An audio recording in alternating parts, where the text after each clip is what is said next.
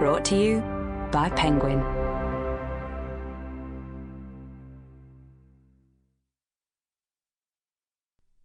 The Four: Amazon, Apple, Facebook, and Google, and the Battle for World Domination, by Scott Galloway.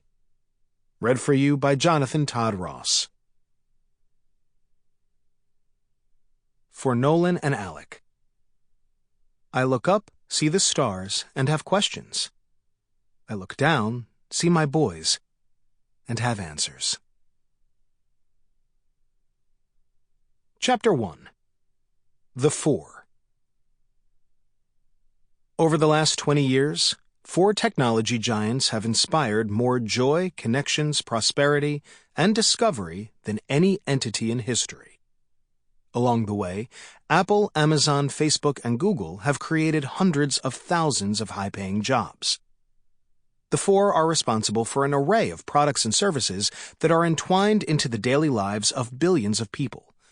They've put a supercomputer in your pocket, are bringing the internet into developing countries, and are mapping the Earth's landmass and oceans.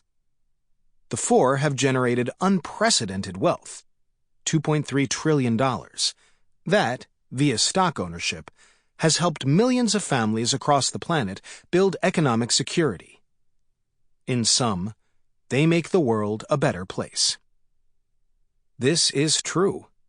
And this narrative is espoused, repeatedly, across thousands of media outlets and gatherings of the innovation class: universities, conferences, congressional hearings, boardrooms. However, consider another view. The Four Horsemen.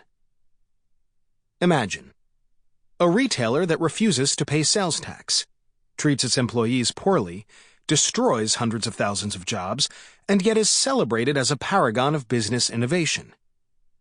A computer company that withholds information about a domestic act of terrorism from federal investigators, with the support of a fan following that views the firm similar to a religion.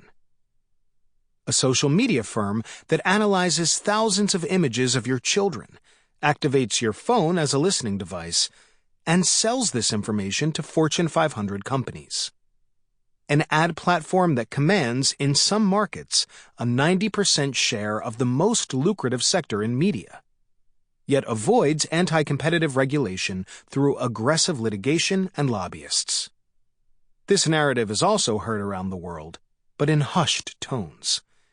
We know these companies aren't benevolent beings, yet we invite them into the most intimate areas of our lives. We willingly divulge personal updates, knowing they'll be used for profit. Our media elevate the executives running these companies to hero status, geniuses to be trusted and emulated.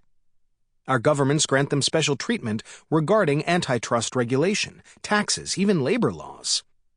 And investors bid their stocks up, providing near infinite capital and firepower to attract the most talented people on the planet or crush adversaries.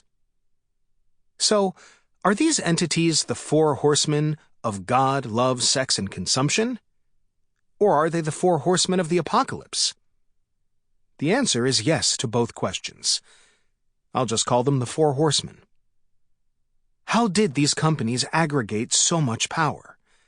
How can an inanimate, for-profit enterprise become so deeply ingrained in our psyche that it reshapes the rules of what a company can do and be? What does unprecedented scale and influence mean for the future of business and the global economy?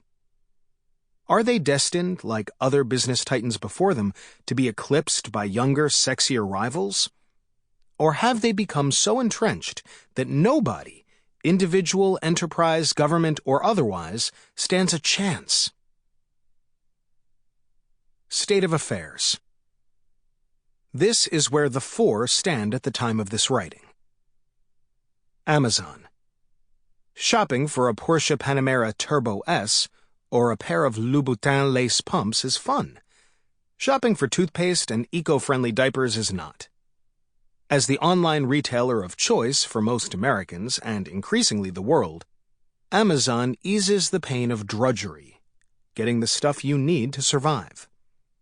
No great effort, no hunting. Sample complete. Ready to continue?